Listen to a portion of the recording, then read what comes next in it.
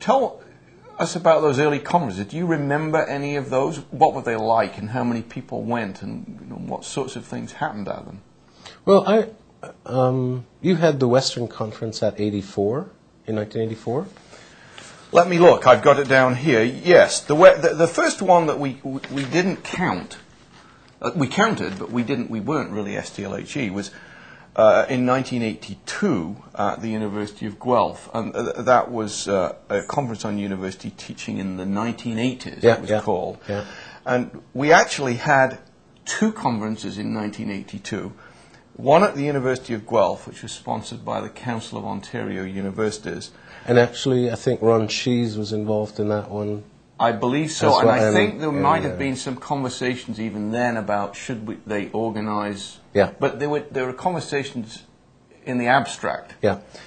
And then the same year, in May, there was a conference at the University of Guelph, and in June of '82, there was a conference which I love the title of this. It was held at Lakehead, and it was called Educational Development after 1982. Phoenix or Gowl.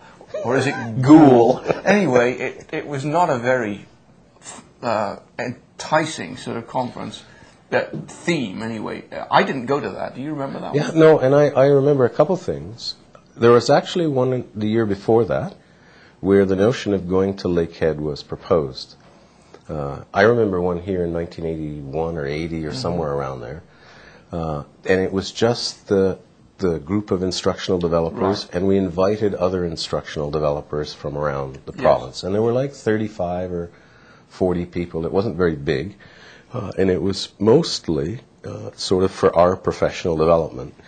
And Joyce Forbes from Lakehead was at that, and she said, this would be marvelous for my colleagues. I would love to have these kinds of sessions and workshops at my institution. So we said, there's no reason why we can't go to Lakehead. Why don't we do the same thing, but invite faculty and teaching assistants from Lakehead, and Joyce can host it at Lakehead. Right. So I can remember that. But what was really interesting about the Lakehead conference was after it,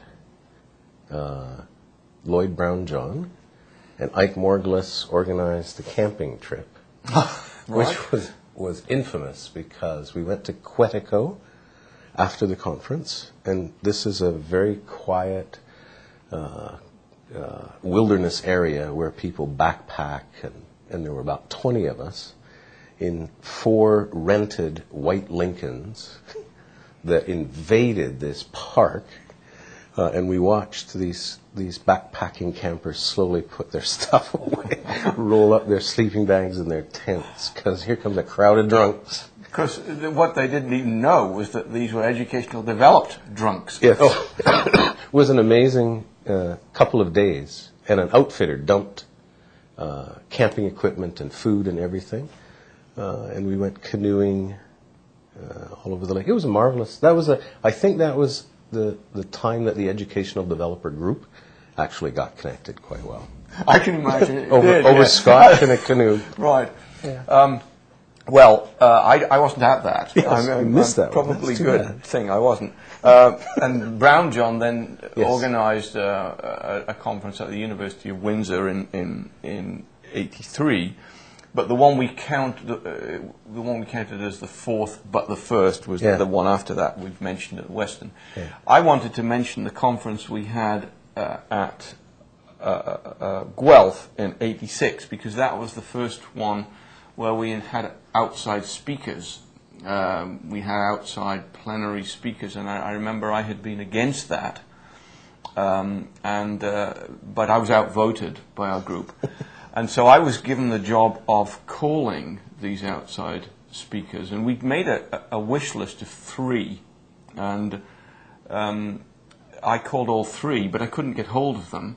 And I'd left a message asking if they might be interested. And all 3 agreed? All 3 agreed, and the 3 it was a very embarrassing situation, because the first was Ken Eble, who people probably don't remember now, but he was really well known in the United States in the 1980s as he was a southerner from the States, an English professor, wonderful raconteur, very gentlemanly man, who was really an expert on university teaching, or had become so, and he wrote a number of very well-received books like The Craft of Teaching, which are still read today.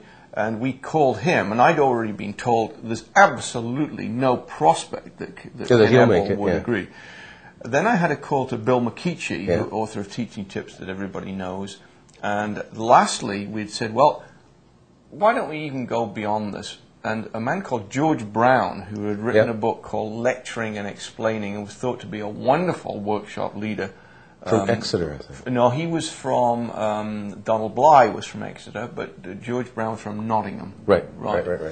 And I had calls into all three. The first call came in from McKeachie. He said, I've promised my wife not to do any workshops, but you said this is somewhere near Guelph.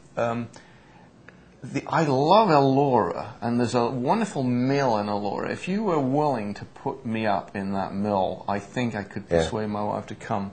And I'll drive up, and it'll cost hardly anything. So we did that. It just cost us the accommodation in the mill.